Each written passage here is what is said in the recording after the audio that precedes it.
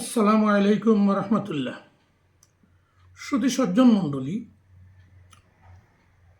আপনারা সবাই অবগত, গত দুদিন থেকে ত্রিপুরার কদমতলায় দুর্গাপূজা চাঁদা উপলক্ষে একটা অপ্রীতিকর ঘটনা ঘটেছে এবং কদমতলায় একটা অশান্ত পরিবেশ সৃষ্টি হয়েছে।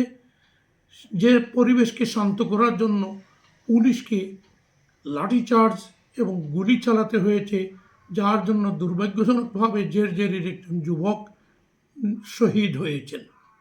সুধী সজ্জন মণ্ডলী, এ ব্যাপারে উত্তর পূর্ব ভারত ইমারতে শরিয়া নদওয়াতুত তামির যথেষ্ট উদ্বিগ্ন।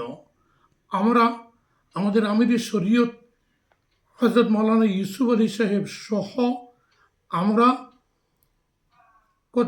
বৃহত্তর কদমতলা ধর্মনগর এলাকার জাতি ধর্ম বর্ণ নির্বিশেষে সর্বস্তরের জনগণকে শান্তি বজায় রাখার পক্ষে সচেষ্ট হওয়ার জন্য বিনম্র আবেদন জানাচ্ছি। কোনো গুজবে কান না দিয়ে প্রশাসনের সঙ্গে সহযোগিতা করে এলাকায় পূর্বের মতো শান্তি ও সম্প্রীতির পরিবেশ ফিরিয়ে আনার জন্য একযোগে সবাইকে কাজ করার জন্য আমরা ইমারতে শরিয়া নদওয়াতুত তামিরের পক্ষ থেকে বিনম্র আবেদন জানাচ্ছি।